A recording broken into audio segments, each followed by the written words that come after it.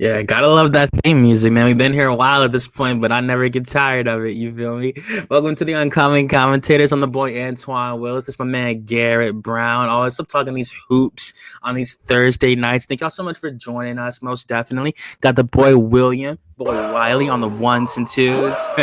Always right on time. Most definitely. You already know how it goes. But like I said, with my main man GB tonight. How you feeling, Garrett? It's Thursday, man, as always. So how's your week been so far, brother? Most definitely.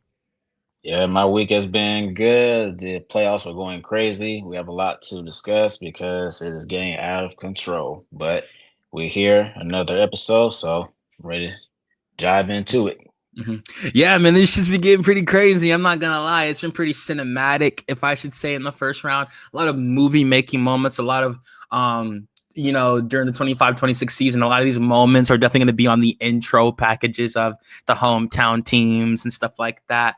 It's pretty funny. I'd say that honestly, I do want to start off with the biggest, best moment of the entire second round, in my opinion. We can go ahead and kick it off with what I think is honestly the craziest upset thus far, with the Indiana Pacers in the first seeded history making this season, damn near Cleveland Cavaliers. Oh man, like it's pretty crazy to see the Cavs go down 2-0 the way that they are right now. Obviously, Tyrese Halliburton sent them to fucking bed in Cleveland. I'll be honest, man. Like he's gaining a lot of respect out here. You even saw it on the court. The fans are screaming overrated during the whole of course, when he's at the free throw line. We saw Donovan Mitchell quiet the crowd down because he has certainly gained this respect. The young all-star. I'll be real. Like, so obviously it was a down year for Tyrese Halliburton. He had only averaged like 19 points and like 9 assists a game compared to the season he had last year. But I think right now he has proven to be a playoff player. To be real, I think Steven Adams was the one who had the quote where he said like there's playoff risers. And I really do agree with that. It's pretty crazy to see him really turn a corner like this at such a young age, leading a team like this in these big ass moments. Literally hit a step back three, game winner, ice cold, a real game winner, in my opinion. Not like a tie, like you'll go to overtime if you don't make the shot. Like the game was on the line. He hit a step back and he dribbled out to shoot the three under pressure. So he's showing composure right now at a super young age. And I think right now for him to really lead a franchise like this, even after having a down year, really shows what he's about to do in the future. It's pretty remarkable. Seeing him come out of that Sacramento Kings trade, and it's really take over this team like that. He signed a 5-year deal, so he's here for a while. And I really think he's just been the story of this entire series. Like I really like seeing the All Stars, like damn near like the future all time greats, like in action. I really think Tyrese Halliburton at this point has really shown himself to rise to a new level. Obviously it's bold to call him a superstar, stuff like that. Even you heard Shaquille O'Neal say there's only 4 superstars in the league, but I definitely think he's making a name for himself in the points right now, where it does matters most in the postseason. So. Yeah, man, Cleveland, it sucks, man. Like, obviously, you saw, like, they were hurt the game, too. They were still up at one point. I mean, like, up the whole game, damn near. And, like, Donovan Mitchell had, like, a 48 piece, and they still lost. So, like, what do you think is next for the Cavaliers? And how do you feel about this emergence of Tyrese Halliburton thus far this postseason? Yeah, I mean, Indiana, they're not a team that you can underestimate despite the record. And you gotta give credit when it's due. They walked in to Cleveland's arena on the road and they took care of business. And I think some people may suggest that Tyrese Halliburton kind of had a down year this year, maybe because of the fact that he wasn't producing at the same level as he was last season, or I could say, somewhat in the playoffs. But the point is that Tyrese Halliburton, he, shows up when he needs to show up, and he did it for his team in games 1 and 2. So, yeah, it's a complete shock to see Cleveland, down 0-2. But it'll be interesting to see what they do in Indiana in the next 2 games and see what kind of adversity they can really, go through, because of the fact that with them being down, 0-2, of course, there's pressure on them to, climb their way back into the series. But like I said, Indiana, they're up 2-0, and they head back home. And Indiana, they're one of those teams that is hard to win in their arena because they get very, very loud. And Mhm. so it's like, hey, if they get at least one, meaning Indiana, if they win either game 3 or 4, I wouldn't say it's a wrap, but it's going to be a very steep hill decline for Cleveland, and of course we'll get into it for Boston and New York in a minute, though. But no, but like I said, Indiana, they went up there and took care of business. So that's part of the on playoffs. That's what it's all about. You have to go up there and take care of business, and they did that. So Mhm. you got to give them credit when it's due. Yeah, man. And the thing is, the biggest part about this for me is that they're doing this with Pascal Siakam not even playing that well. He only had like 17 points, 8 rebounds the first game, shooting 6 of 15, though. It's not the best efficiency. And he only had 12 points, 6 rebounds, and 4 assists in the second game. So with their co-star, who averaged 20 and 7 on the season, is playing this bad, and they're still up 2-0, haven't even lost a game yet to the number 1 seed. I think once he comes around, which he will eventually, of course, the former NBA champion, Pascal Siakam, I do think they will eventually increase their likelihood to winning this series at least to like 75%. I think the fact that they're in Cleveland's head like this, it's going to be really, really hard to win that game 3 if you are the Cleveland Cavaliers. I'm very intrigued to watch that game tomorrow because I'd be shocked, man, if Indiana let it go like that. Last season when they lost to Boston like that in the Eastern Conference Finals, I'm pretty sure they got swept. But if you watch the games, every single game, they had a chance at the end of every game last year. It was really frustrating to see them really just give it away like that almost. It's like for Jaylen Brown to hit an incredible game-winning shot out of the corner to send the Pacers home the way that they did. So, and obviously, he went on to win the Finals MVP. So they really showed you what it took to really knock the Pacers out that year, regardless of what you see on the score, like the box score for the end of the series. I think the Pacers really psyched themselves out all 4 games in that series, and I think they've learned from that. And we're seeing that now against this 1 seed with the Cleveland Cavaliers. Obviously, Cleveland. The postseason is going to give a different intensity, even on your home floor, even if you're in a positive mindset off what you did in the regular season. Like, everything just becomes harder. Everything becomes more intense because of just like the effort exerted from the players. There's some players that wait for the postseason to put their bodies on the line because they know that the regular season doesn't really mean much in the grand scheme, of course. So my point is, by saying that, is that I think that for Cleveland, like, man, I wouldn't be surprised if we saw them lose maybe 4-1, if anything like that. Like I said, Donovan Mitchell had some amazing heroics in that game too, and they still lost. He did everything. He did exactly what he was supposed to, missing some of his star caliber players like that, and they still lost by 1 point off a devastating 3-ball from the Indiana Pacers. So I really think at this point, it's really just that's all that Cleveland has to work with at this point. Like, a Donovan Mitchell who's going to try his best. We'll see what happens with Darius Garland and his toe injury, I believe. At this point, like, again, like I mentioned, it wouldn't be surprising for me to see Indiana beat them 4-1. For me, it's just about, can Indiana really go all the way like that? Do they have the core to really go all the way with Aaron Nesmith, Andrew Nembhard, Obi Toppin, all these pieces? They're playing really good, especially Aaron Nesmith. He's played really, really well lately as well. It's moments like these that really show you what a team is really made of. We're kind of seeing it kind of with the Timberwolves. You saw it in that first round where they had Jaden McDaniels having 30 points, 25 points. When you have the core coming around the franchise player like that, really pitching in 20 points to 30 and things of that nature, you really start to see what a team is capable of, even when they face a higher seed like how the Pacers are. So I think for right now, they just got to remain calm. Don't get too ahead of themselves. Like I said, Cleveland's going to be extremely motivated to get that loss back in Indiana, even regardless of the circumstances that they're under right now. So I think at this point, we really just got to see if they can just remain calm, if Rick Carlisle can bring the series home. Some people still have the Cavs in 7. I don't know about that. I think it's going to be pretty hard to take this momentum away from Indiana. And like I mentioned, Tyrese Halliburton's playing like a madman right now, really trying to get his team back to the Eastern Conference Finals. So, man, at this point, like, I do think they're gonna be up there in the Eastern Conference for a relatively long time. Halliburton's really young, and they have the core around him, and he makes his teammates better. He does play winning basketball, so they have the system to prove that they can win long term. So I am excited to see this Pacers team, and of course, keeping it with the postseason. Of course, we'll see if they beat Cleveland. Well, I said I wouldn't be surprised if they did. I'm not giving a pick yet or anything like that. If they win game 3, I think you could low key put the nail in the coffin at that point, most definitely.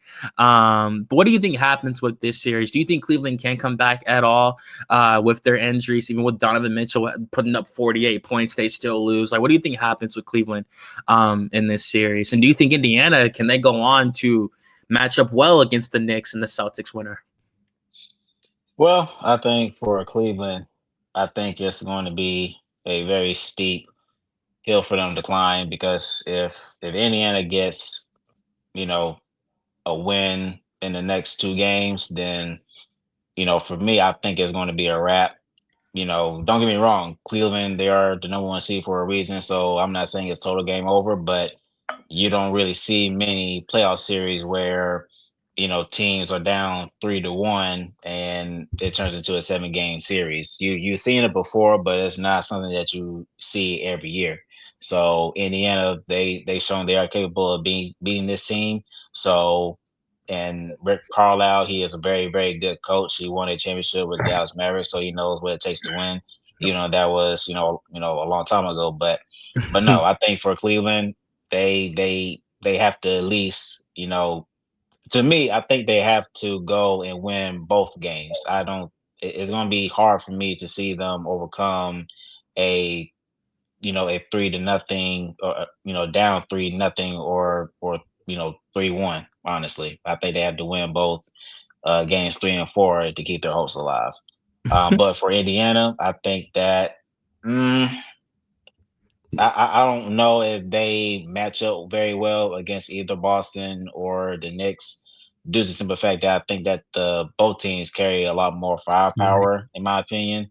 So, Jalen Brunson, clutch player of the year, Carl Anthony Towns, one of the top centers in the league. So they're definitely, and they have, to me, I think they have better defenders, perimeter defenders like OG Anunoby and Mikal Bridges and Josh Hart. So the Knicks, they throw a lot of problems at you, and you can say the same thing for Boston though. But like I said, the Pacers, they are a team that you just can't underestimate because, like I said, they're very well coached. They have good defenders on their team as well, but I'm just not sure they have enough to beat either team 4 out of 7 times. So that's just something that we'll just have to see. No, I agree with you. I feel like we really put a bow on it nicely. But shout out to the Indiana Pacers, man. I feel like they're probably the biggest surprise this second round. I don't give a fuck who you're talking to. It's just it's the way the games are ending. Like, it's the fact, like, this man, like, that's gonna be a historic shot in the history of the Indiana Pacers, best believe it. The fact that he's sending teams home, he absolutely shut the lights out, quiet, go to bed, damn near didn't. I mean, don't get me wrong, like, the fans that went got their money's worth, but like, to go home like that, for it to be quiet in the Quicken Loans, like, that's just crazy, But either way, we'll see what happens with the Cavs. It's pretty remarkable to really see what the Pacers are doing. I know I just said that, but I mean, it's just cool seeing storylines like that. But keeping it with the storylines, of course, another massive one is the defending champions being down 2-0 to the New York Knicks. You feel me? And again, obviously, everyone had high hopes for the Celtics coming into the season. Many people thought they would come and be the first season again, and Cleveland came out, was the biggest surprise in the regular season, you could say. Even with the Cavs' success in the regular season last year, of course, they had a great season this year, but many people thought the defending champions would come in and basically reestablish themselves and just replant themselves on the throne, even in the regular season. Of course, they still won 60 games, but they had some losses here and there that maybe really some head scratchers, basically. And it really wasn't truly the Boston Celtics that we're accustomed to, given how like they looked in certain performances. And I think given like this Knicks series right now, the last two like these last two games, I think it's really showing that they're beating themselves almost. Like it's getting to the point where like they're shooting an unnecessary amount of 3-pointers, given the like their ability on this team. I think Jaylen Brown is a great slasher. I think barely anyone can stop Jason Tatum from getting to the rim when he really wants to like that. And even that, even if they start to penetrate more, that'll make more opportunities for driving kicks, more defensive gravities, more double teams on the drives, kick out to a 3-point shooter and things of that nature. And we saw for the Celtics, it just did not work for them in game one, obviously. Shooting in just a drastic, terrible amount of 3-pointers. And then with the game two, that was a heartbreaking fucking loss at the hands of Mikal Bridges in the TD Garden. I did not see that coming. When Tatum had the ball in his hands and he was about to pass out, I thought he would at least been able to get it to a shooter to maybe get a shot up, to get an opportunity or something like that. The fact that Mikal Bridges stopped the play altogether like that, and they went up 2-0. Just taking two games in Boston is absolutely massive, no matter who you are. And I don't want to say damn near dare I say they're trying to make the Celtics look one-dimensional, and they really do rely a bit too heavily on their 3-point shot. Like I said, they do have some solid slashers on the team, but I feel like, if you live in by the three, you're going to die by it, and that happened at a drastic rate. And of course, in game two, I got to cut in some slack. They only lost by 1 point after the Knicks did beat them 91-90 after a subpar game from Jalen Brunson. Charlotte 6-19, and they still got the victory. So that shows you once Brunson is on, the Kia Kutch Player of the Year with Karl Anthony Towns and Mikal Bridges and OG Anunoby and Josh Hart. Now wait a minute. You say you were cutting slack. Who are you referring to? Oh, Boston? yeah, I was cutting them slack in game two. I was cutting slack only because they lost by one. They lost by 1 point. Nope. No. Let me listen. Time out, Chief. Time out, Chief. Hold on. Of course. Let's stop right there, bro. Let's stop right there. Even Let's before right there. Even before you go, shout out to my friend Maria, who was from Puerto Rico. She's a massive Celtics fan. And she was livid with the performance of the Boston Celtics. She thought they played terrible. Again, they really shot themselves in the foot on numerous occasions throughout the game. So I would love to hear what my main man Garrett Brown about this. Yeah, it's about the Celtics most definitely. Bro. There's no cutting slack in this. I am sorry. There's no cutting slack in this now. The simple fact is this, okay? You are in the playoffs, okay? It's all hands on deck in every single game, okay? You are the defending champs.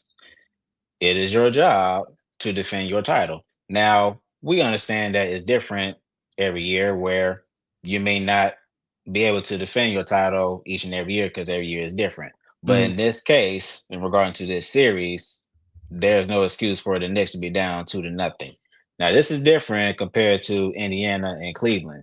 It's a different story. Boston never had an excuse to be down 0-2 the way they are. Now, it'd be different if it's where it's been a battle between both teams back and forth, where both teams are, responding to each other. But in reality, that was never the case. You had a 20-point lead. You're blowing leads twice. You had a 20-point lead twice in both games, and you choked. Of course. You blew 2 20-point leads in back-to-back games, and the Knicks came back in both games and stole it on your home court. But that's not even the worst part. Now, to me, I think the Knicks, like I said before, are a much better team than the Pacers. Everybody knows that when you go to Madison Square Garden, it is very difficult to win a game up there. Okay, so the fact of the matter is that not only you're down to zip, but you're also going to New York in a very, very tough place where it's loud. And those Knicks fans, they are ruthless. They will say anything. They will do anything. They do not care. They're going to show up for the Knicks. So to be down in this predicament, and to be honest with you, I wouldn't say, now to me, just be more realistic. Now, this is where I'm cutting them some slack. I don't think that the Knicks are going to sweep them, but during this situation, I think that the Knicks are favored to win this series because I don't see how you're going to walk into Madison Square Garden and come out alive. I just don't see that. I think they may get one game, but it could be Ooh. where this series could go to 6 games where okay, you win games 3 or 4, then you come back and I win know game that ain't what I think 5, it is. and then Knicks come back and close it out in game 6. That's my Mhm. predicament. But Yeah. no, I'm sorry, Chief, but Mhm. you can't give this team no slack, and you play this way, How dare you? especially when you're up 20 in both games and you blew it Mhm. twice. How You dare can't you do it. do that, Antoine? Mhm. You Yeah. no sir. Nah. How dare you? We are. Mhm. I'm Garrett. I am completely with you. Boston, you fucking deserve to lose both of these goddamn games. Up 20, Yep. Yep. 20. But like Yep. I've always said this about Boston. Boston is a team you can win against because Boston does Boston shit. They can be up by fucking 50 points and will give the shit away. And Why? Antoine, you know that. You know that. Especially when we played against them here at home. Right. Come on now, bro. Mhm. Come on now. I'd be damn if I cut them any slack. Y'all deserve to lose both of these goddamn games. You deserve to lose this damn series the way that y'all are playing. Yep. Y'all are 25 of 75 from 3. Why are y'all still shooting fucking 3 ball? Stop it. Take that bitch to the rack. Stop fucking complaining about not getting calls and just play ball. This Yeah. Yeah. this might be a comment for another episode, but the type of, and this goes around the entire league, the Mhm. way that these motherfuckers complain about calls shows me the type of ball that they played growing up. Y'all weren't playing against grown men fucking busting your ass, pushing you down, fouling you on purpose for you to play through the contact. Y'all, again, AU ball and basketball, how I'll say I grew up and probably others that grew up like me, completely different basketball. Mhm. But yeah, like the, the Boston Celtics deserve to lose this series by the way that they have come out and played these first 2 games at home at that. Mm-hmm. Yeah. Got Paul Pierce out here. Well, Yeah. I'm not shocked at what Paul Pierce the claim that Paul Pierce made and had him fucking so-called walking to work this morning. But you got Paul Pierce out here. Of course he's gonna believe in y'all. He former Celtic. But also for y'all to go out there and fucking y'all embarrass the shit out of not only him but every other Celtic before y'all. And I don't know if it's because y'all are the reigning champs, but y'all damn sure ain't playing like it. This shooting from 3 shit every trip down the fucking floor needs to stop. And fucking Joe Mazzulla, you deserve a shit ton of blame. That whole shit about you don't know if you'll be fired. Look, I this is the said type of that. shit I that gets you said that. fired. I This said is that the to people multiple times. What was this it? is the Two type of seasons shit that ago gets you when he became fired. head coach? When he became head coach, I told people this multiple times. I said, look, yes, he's a good coach, but he's one of those ones like, hey, he, he is very, very good at blowing leads, especially during the past series in the playoffs. He's done that multiple times. Now, I'm not calling out saying that he should be fired, but I'm No, just no, saying not like, at but I'm all. just saying like in this case here, I'm not saying that he should or that he would, but it's just like okay, you No, down 2-0. So of course, not I saying that mean, he get fired. you know how it goes when stuff like this happens. There's always gonna be one scapegoat. There's always gonna be the coach. Yeah, 10 not times out of saying that 10. he should be fired, but this Yeah, is the type of shit that gets you fired. exactly. 10 So times out of 10. as the head coach, I don't know what between now and Saturday, I don't know what you got to do, what you got Yeah. to say. I don't give a damn if you got to punch somebody in the damn throat. Like, do what you got to do to get this damn team in order for y'all Mhm. to steal a game in New York because this is not looking good for y'all. Yeah. So It's not I at just wanted all. to come on here and chastise Antoine Mhm. just a little bit. But Nah. also talk my shit about the Celtics because they did piss me off the way they played. Again, I only said that because we saw the defending champions in a similar position about 2 years ago. When they faced Miami Heat, they lost 3 games in a row, won 3 games in a row, and of course they went on to lose that game 7 after Jason Tatum. I think he rolled his ankle in like the first quarter, and this wasn't the same after that. And yeah, of course, getting the moral victories, but again, I only mentioned the slack part because they drained the lead, obviously. They kept spamming 3-pointers. Like I did mention, if you live by it, you're going to die by it. But I feel like at least like in the game 2 loss, like when they lost by 1 like that, they at least had a chance to salvage what they had to compare to the first loss, which I thought the first loss, which is of course both are indefensible. But I at least thought the second one they at least tried a little harder. But of course, like Wiley did mention, Joe Mazzulla does have to learn from the 3-point shooting. I think he's gotten really accustomed to his system and what has worked in the regular season, given the success Boston has had. But I think right now with their upcoming games, like Garrett mentioned in Madison Square Garden, I will say this. If they get one, it's going to be really hard to beat that team. They know what they're capable of, and I feel like their egos themselves. I still think Jason Tatum is the best player in the series. On paper, that is, of course. Oh, they are the better team. That's the bad part about it. Like they show that they can get a lead with the quickness, but it's the maintaining of the lead. They get up big, and then they take their foot off the gas, and lo and behold, boom, New York's back in it. New York wins. But it's not only that though, Wiley. It's like this right here, because my cousin, he once told me this. He said, "Look, if it's not working, then you need to fix it, and then you need to change something." My thing is to the point that you said before. They were, I forgot how many threes that they shot and that they missed. But it's like, okay, you keep shooting threes and they're not They were not 10 going for 40 in. last night. My thing is like, okay, if the threes are not falling, then take it to the rim and then come back to it. Dude, you got, you got to put points on the board one way or another.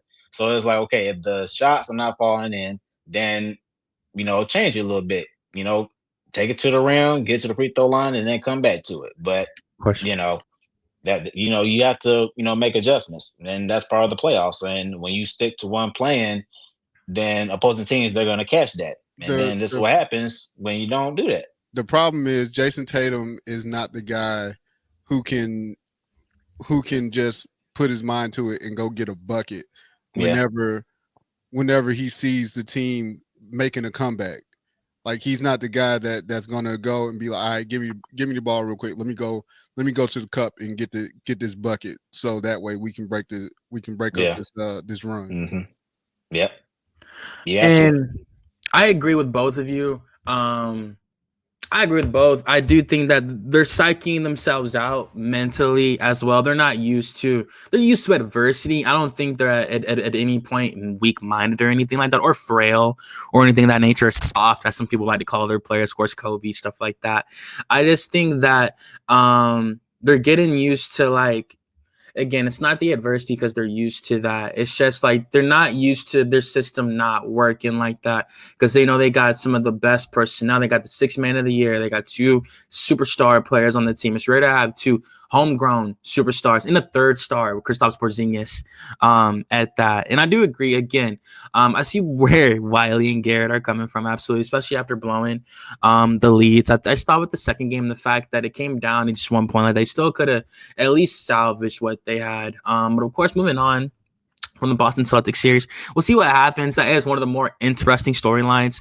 Everyone's going to be watching that game 3. I do believe what I said. If they do get that one game in Madison Square Garden, it's going to be hard to beat that team like 3 games in a row, 4 games in a row. Like, it's just hard. Their defense is too good. Their offense is too good. Like, especially like sometimes they need an ass whooping to really wake themselves up. Like, oh man, like our season could really be over if we don't really get it together, So like game 3, y'all can come back next Thursday and see what kind of conversation we're having. Not I'm a Celtics fan, of course, but see what kind of conversation we're having, because man, that game 3, that's gonna be a hell of a game. The first 2, of course, were damn near classics. Of course, they blew leads and stuff, but I at least enjoyed the endings and stuff. But that game 3, that's going to be sensational. And that would depend if the Boston Celtics can really defend their title or if the Knicks become the favorite to win the 2025 NBA championship. But moving on to the Western Conference, of course. Yeah, man, the Denver Nuggets and the Oklahoma City Thunder. I've enjoyed this series, of course, with the MVP candidates going at it. We did see that the Denver Nuggets themselves came back in the first game to take that one in Oklahoma. I think Jokic had like 42 points and like 22 rebounds. It's an incredible performance for one of the greatest centers of all time at this point.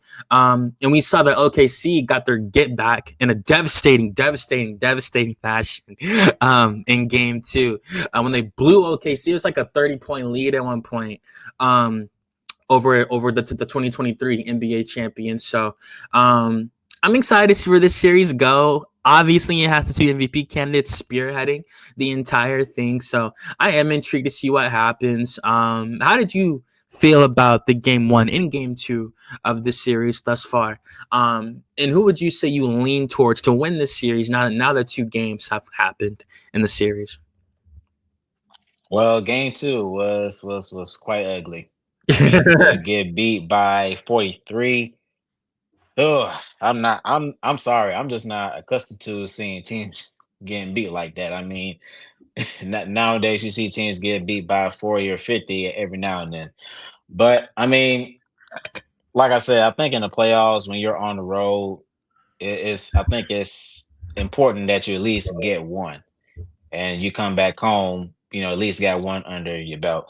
And in Denver, they did that. They went into game 1 and they were able to win it at the last shot. And so they did what they needed to do. But I just think that for Denver, they had to respond because OKC, as of right now, it's kind of hard to debate. I think Denver has done a pretty good job of facing adversity in some cases, but you're dealing with a different team of OKC. This is not the Clippers. So you have SGA, who is a MVP candidate, and of course his auxiliary pieces around him with Chet Holmgren and Alex Caruso and Jalen Williams. These guys are young; they know how to play. So it's just one of those things where right now it just depends on what happens in games 3 and 4. If they're able to, meaning OKC, if they're able to take both games 3 and 4, or at least get one, then this may run towards a series where it could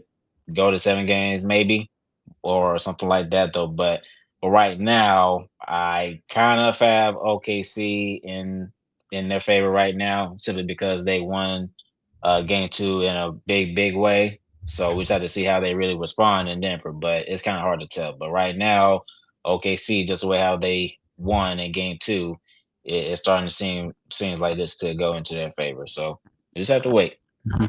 I mean, hey man, like you make a pretty good case for it. Game 1, Denver took it 121 to 119. Game 2.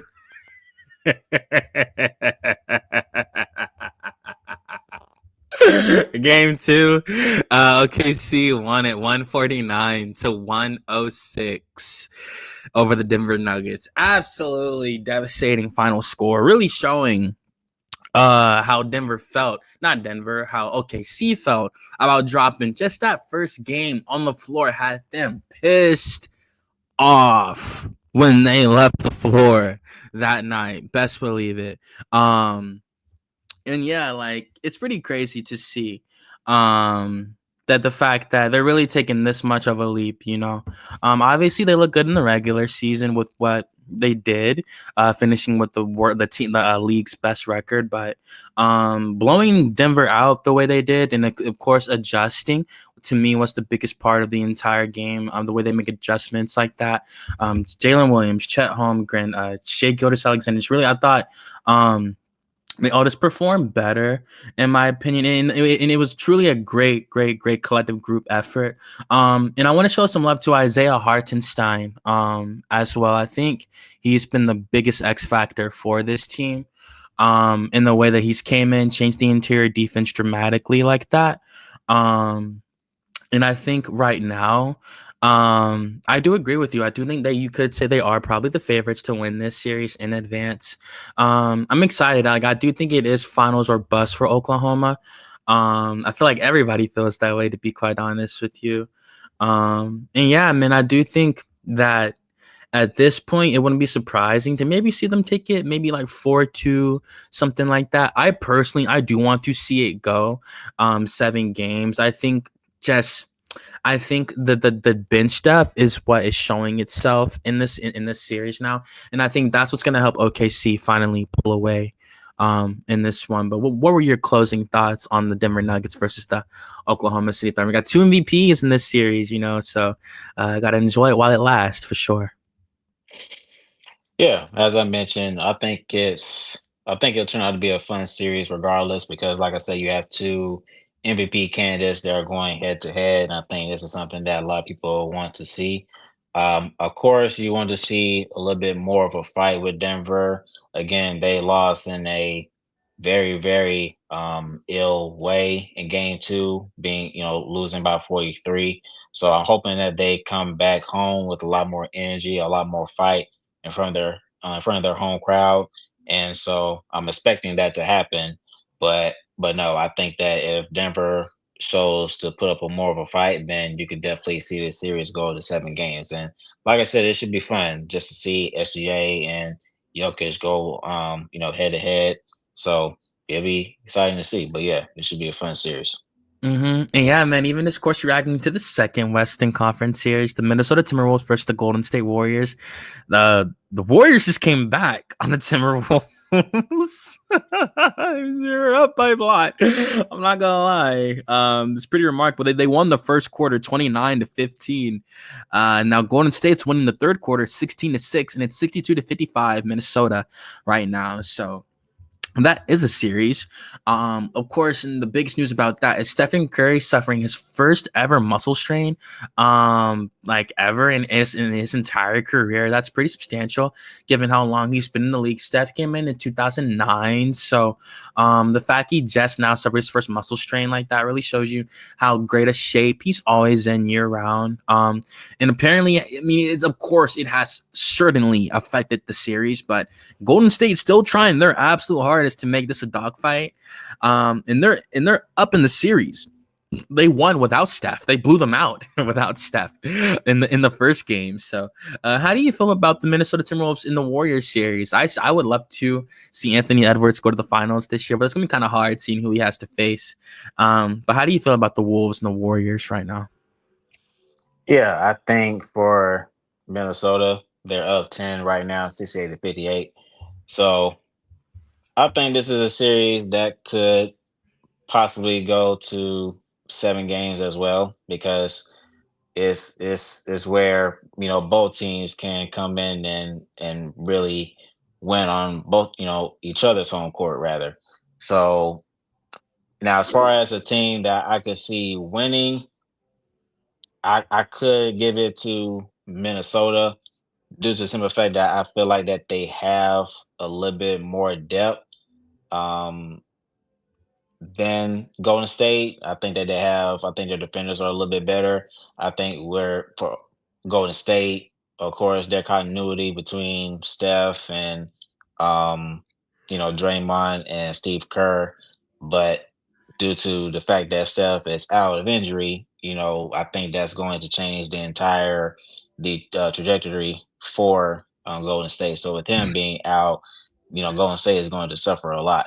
So I think that for now, I believe that Minnesota is favored to win this series. So if Steph is not able to come back in this series at all, then I don't see how Golden State will come out of this series. Honestly, I think it will take a miracle for Steph to come back and take over. But like I said, I hope he has a speedy recovery. But like I said, if he's not able to come back in during the series, then I think that's a series right there for you.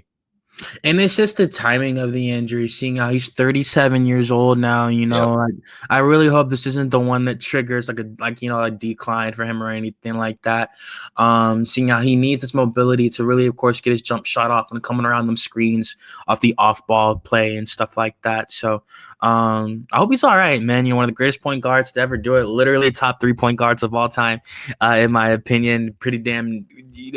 Pretty hard to deny him a top 3 spot at this point, given in his career. So, really enjoyed these playoffs thus far. It really has been a fun playoffs, man. I didn't enjoy the playoffs this much the last 2-3 years. So, it's cool to see all these upsets. The first round, second round.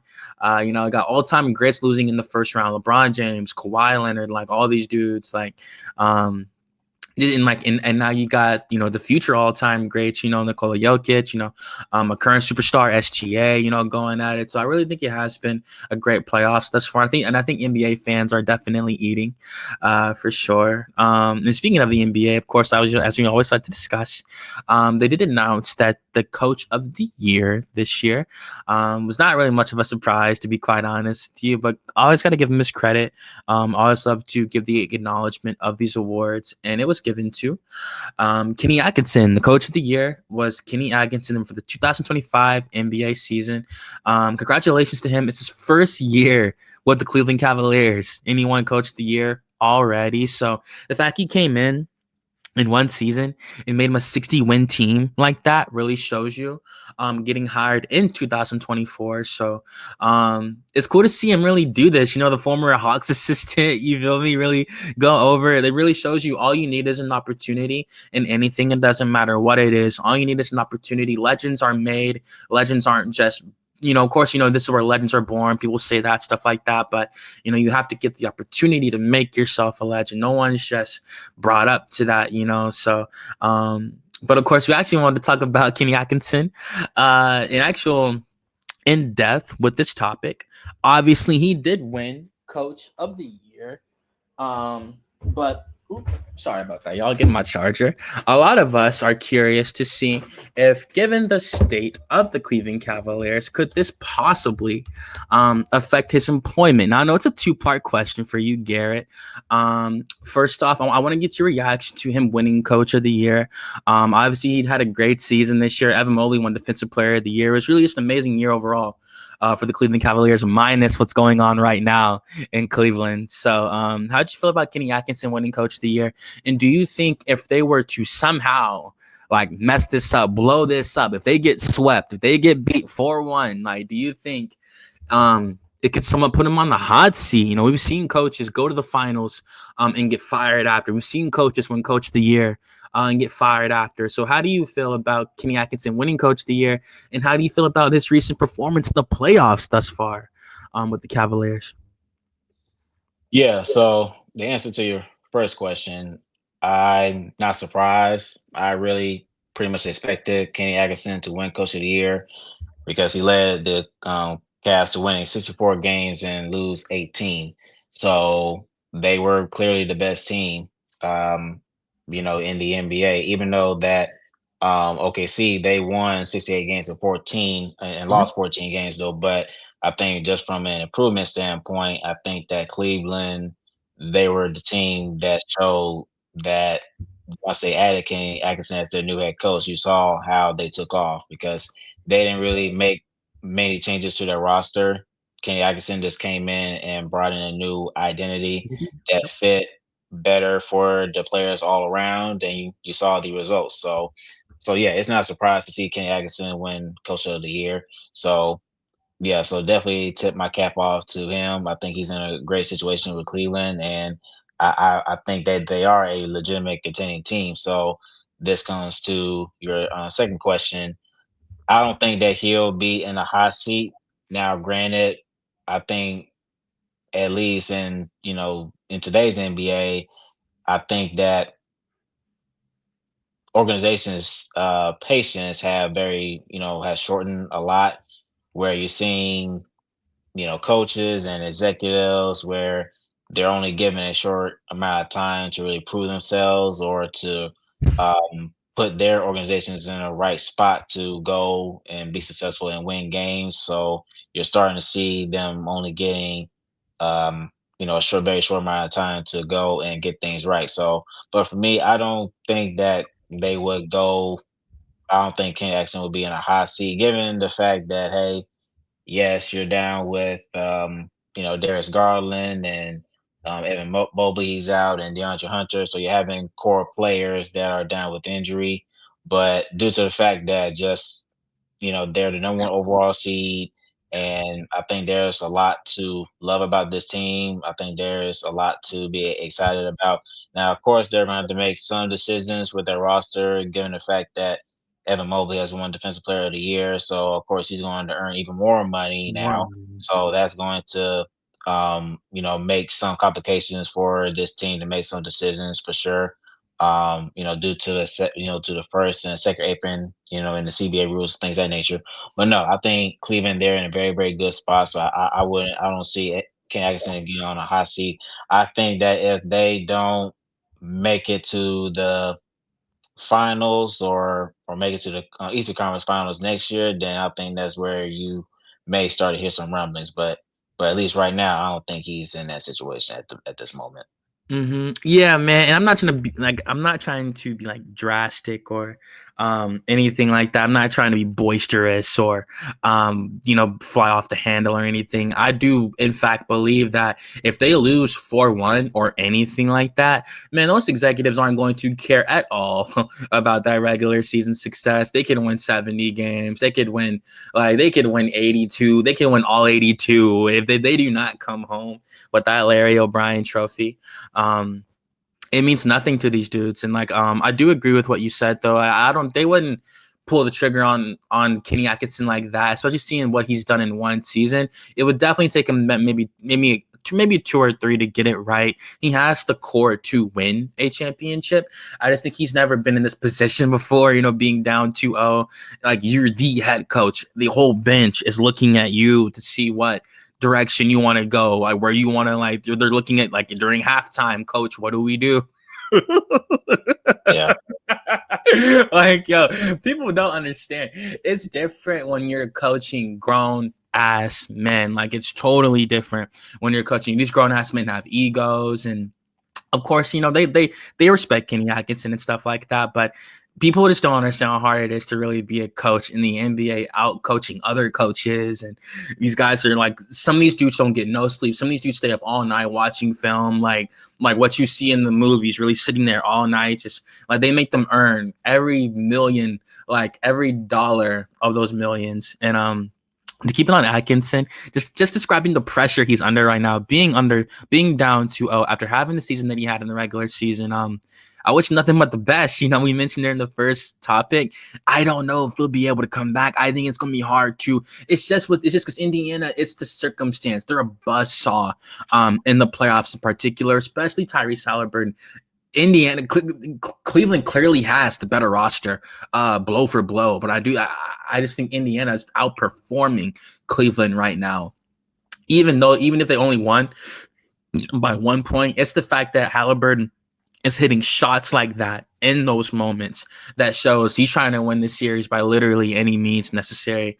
And I think for Atkinson, man, we got to see how he bounces back from this. Obviously, if he comes back 2-1, 2-2, then, go up 3-2. Even if he loses that game 6, goes to game 7, as long as he can pull this out, he'll still have the respect of the league and things of that nature. But obviously, the regular season is one thing, but the postseason is another. And that's where the coaches really gain the respect. When you're going against a coach, at least 4 to 7 times head to head. And you got to see, because obviously you have the quote unquote better team on paper. And he's had injuries, of course, got to be fair. But even in the injuries, they had a lead during that game and they lost the lead and lost the game. So, I just think right now with Kenny Atkinson, he put himself on the map this year. Of course, he's been in the league for years, but he's put himself on the map this year as a head coach for certain. But we'll see what happens, man. If he loses in the second round, not even making it to the Eastern Conference Finals with this roster, man, I definitely think it's gonna raise some red flags around Cleveland Cavaliers front office. They like him. They saw what he did in one season, but they want to know what he can do in the playoffs. More importantly, at least that's my 2 cents on it. But we'll see what happens. I don't want to see no man lose his job. Nor do I think they're gonna fire him, of course. But if he loses, like I said, that's a massive, massive, massive red flag, in my opinion. And moving on to the final topic of the evening. I actually want my boy Wiley to come on here for this. I didn't tell him I wanted him on camera for this, but I do want him on camera for this topic. Now, obviously, the most important award, in my opinion, inside the NBA is the most valuable player award given to the best player among all players in the league that year. You have no idea how hard you have to ball to win a most valuable player award. You're the epitome of a world-class basketball player. Now, obviously, how we mentioned, the Denver Nuggets in Oklahoma City Thunder series is going on at the moment. You're seeing two not legends. One's a legend for sure, but one's a superstar. Go at it right now with SGA and Nikola Jokic for certain. And that beckons the question online, from what I've seen, is the MVP really meant to be a regular season award? Now, I want to go ahead and kick it off by saying, I do not think so. I've always thought the postseason should be factored in. I always thought maybe like the MVP could be given out maybe like because before the finals start, the NBA normally takes like a week in between to let the promotion build up and let it marinate and stuff like that. I've always thought maybe like the day before the finals start, like seeing who play, because obviously now you have the best two teams in the league that year in the finals now. You have, the team that could have had the best player on it, a 1 seed, a 2 seed, whoever they are. And obviously, if the MVP was on like a 1 seed or a 2 seed and they got bounced in the first round like that, obviously they might not have really been the MVP like that, because if you're the most valuable player, you have to be like one of the sole reasons why your team wins the game, and it has to actually equate to success. You feel me? I.e., why Nikola Jokic has 3 MVPs at the moment. So, I said my piece on it. I do think that it should be factored in with the playoffs. I think they could go all the way to the Eastern Conference, Western Conference finals, since like there's more teams active, and then they could decide who's an MVP, or maybe because finals MVP, obviously that's a whole different thing. That's finals MVP. That's a realm of its own. But I just think more should be taken into account than just the regular season, where there's no real pressure on the line like that in the regular season, unless of course you're a bottom seeded team and you want to improve. But when you're in position like a Denver Nuggets, like a Oklahoma City Thunder, like all these teams that most of the time have an MVP, when you're going to make the playoffs, like I think that there's no real pressure there. There's no real pressure there compared to other teams that have to fight and claw to get into the playoffs. So that's just my take on it. Because obviously we always see the 1 seed and the 2 seeds always win MVP. Obviously SGA is the front runner right now. Even having there was games he wasn't there, they were still blowing teams out in the regular season with Oklahoma. So Wiley, I would love to hear what you have to say first. Absolutely.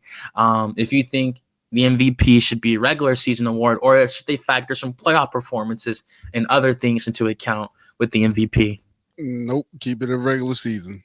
It's always been that way. But now what I will say is do a most outstanding player for the playoffs. And then you keep your finals MVP. MVP has always been a measure of what you've done during the regular season. And like you said, we've seen people who have won MVP and got their ass bounced out early. It happens. But of course, the way the MVP award is looked at, especially in this era where MVPs and NBA titles are the end all be all, so to speak, for some. Well, I will say for the younger fans, and for some older, they pull us older fans. We tend to pull it out later in the game just because we try and be factual and be able to walk down what people have done before we get to how many rings they've won. But keep the MVP a regular season award, man. Uh, 82 games is more than enough to figure out who the MVP of the league is. Um, of course, I like this one more in particular because you have two candidates who have balled the entire season, and for a fact, uh, that it can go either way. Um, and we discussed this before, and with Garrett, like Garrett said, when you look at MVP, if you were to take each player out, take them away from their team, what would that team look like? So, um, like I said, keep it a Regular regular season. season award. Just add one more award, add a most outstanding player, and that's throughout the playoffs. So whoever makes it to the conference finals for the East and the West, crown them, move on to the finals. Mhm. Yeah, I think to what he said, I think he really nailed it there. I think that when you look at accolades like MVP, most improved player, of course they've added other awards like clutch player of the year, things of that nature. Those are Mm-hmm. regular season accolades. So that's not necessarily an accolade that you could achieve in the playoffs from an individual standpoint. Of course, you have the finals. Of course, whoever's going to win it all. Of course, that's going to be an accolade for sure, the biggest accolade of all. But as Mhm. far as individually, not necessarily. But if anything, it would just be from a statistical standpoint.